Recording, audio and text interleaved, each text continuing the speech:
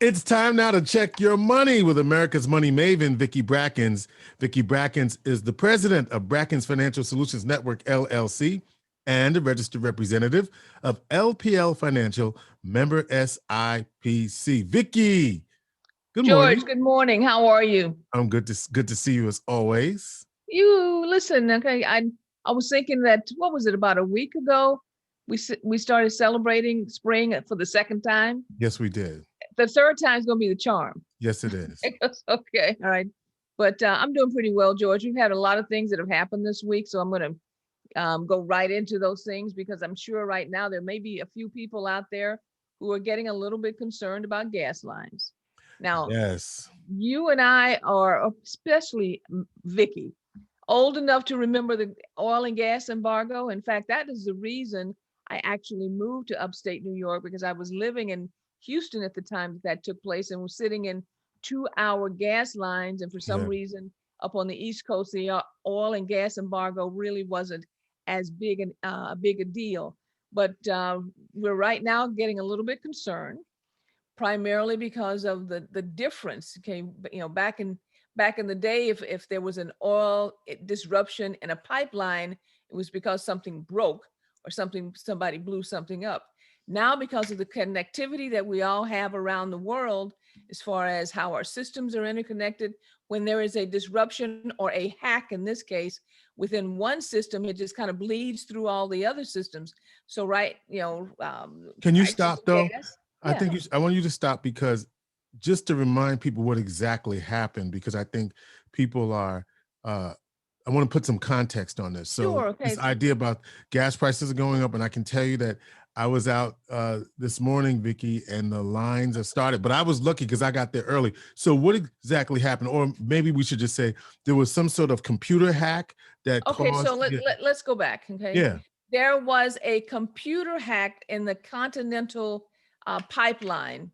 Our computers control how gas is pumped, meaning from one end of the country throughout the system. When that system was hacked by computer hackers, they disrupted the infrastructure that moves gas from one place to another. So now what they had to do for safety reasons, because they really, when things are interconnected that way, you really don't know if it's just one thing that's been compromised or many things that have been compromised. So for safety reasons, they had to shut the entire system down. By shutting down that entire system, it means now that that crude and gasoline is not pumping across the East Coast, actually from all the way, I believe it is from Texas all the way up to probably Maine, because that's how that pipeline runs. And that is going to make it more difficult to feed the system with the fuel that's necessary to go out to gas stations and for power stations and all of those types of things. The question becomes, and I don't know the answer to this, because this is what's called a ransomware type hack, where someone interrupts your computer system and tells you, I'll give you control back if you pay me X amount of dollars. So the Continental Pipeline organization is going to what decisions they're going to make, that's still up to them. But that's what has happened. And so now the amount of fuel, the amount of gasoline available for pumping, available to put into your cars and your trucks and your motorcycles, is dwindling each day because the system has been disrupted. And that's why you're starting to see lines. I know the lines, started out being much longer in the southern states.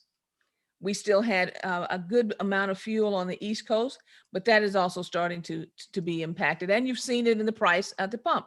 Right. Supply and demand. Going That's up. all it really is. Okay. So, and a lot of people, I'm sure, are getting a little panicky and, hoarding and putting gas in all kinds of things.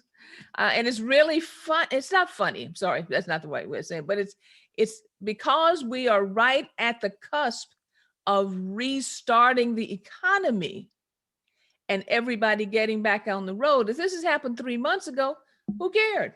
Right. nobody's going anyplace. I had the same tank of gas in my car for 4 months before I actually used it. Okay. I maybe went to Wegmans, which was less than 4 miles down the road twice a month. So you weren't, the consumption issues were different. But right now we're restarting the economy. And because of that, the need for fuel was also increasing. So that's the context, George. Right. The second thing that's happened this week is you're probably going to see or have seen some changes in what we call repositioning of the stock market, going from growth to value, tech, some larger tech sell-offs, more volatility. Okay, more volatility because we're looking for new leadership. And when we say new leadership, what's the next phase that's going to be the momentum phase within the economy and within the stock market itself? So those are the things that were high on the list, okay, as far as news this week. The next thing, though, the final thing, and I made this promise twice, and I'm going to make sure that I do it this week. A year ago, I made an announcement that we had formed a second company, and we never came back and actually discussed what that second company was and why we were doing it and what this really meant for Brackens Financial Solutions Network going forward. So let's go back. The second company is Heritage Financial Partners. Heritage Financial Partners is a affiliation firm that my partner and I, who is Kenneth J. Royster out of First Genesis of Virginia, formed with one particular message and mission at hand.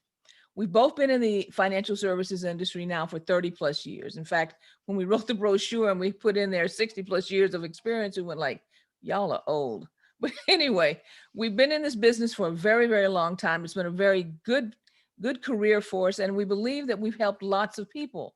But when you start to talk about scale and the need for generational wealth, you need a much bigger footprint in order for that to happen. We looked around and realized, you know something, but it just finally dawned on you that there really has not been that much of an increase in the numbers of particularly African American and Latino advisors in this industry in our entire 30 years. It was roughly about 3 to 5% when we started. It's still 3 to 5%. When we have a population who has a greater need and that represents a greater number of individuals within the marketplace.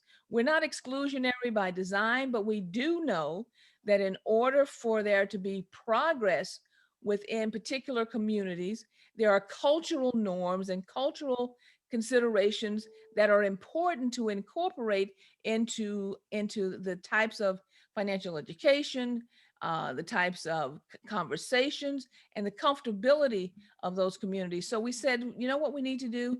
We need to be part of an effort to increase the numbers of African American and Latino advisors into this space, into financial planning, investment management, because if somebody doesn't take this step, no one will. So we formed Heritage Financial Partners as a joint effort to increase the numbers of African American advisors and Latino advisors in the marketplace. We are in a hiring mode. Listen to me, George. Mm-hmm. I want to talk to individuals who either are already financial advisors who would benefit from having a greater collaboration, and individuals who are either career changers or entering the field who have an interest for this. So give me a call, area code 315-930-4499, or go to heritagefinancialpartners.com. Brackens Financial Solutions Network and First Genesis are affiliates of. We are not going anywhere. We are growing and expanding through this additional effort. 315-930-4499 or info@heritagefinancialpartners.com. Or of course, you can always reach me through Brackens Financial Solutions Network here in Syracuse, New York. At this point, Well, George, I'll say our our plate is plate full. is full. Yeah, and your email also is info@brackensfsn.com. Vicki Thank you. Brackens is the Thank you. president of Brackens Financial Solutions Network, LLC, a registered representative of LPL Financial, member SIPC, America's Money Maven. And she is hiring, y'all. Check it out.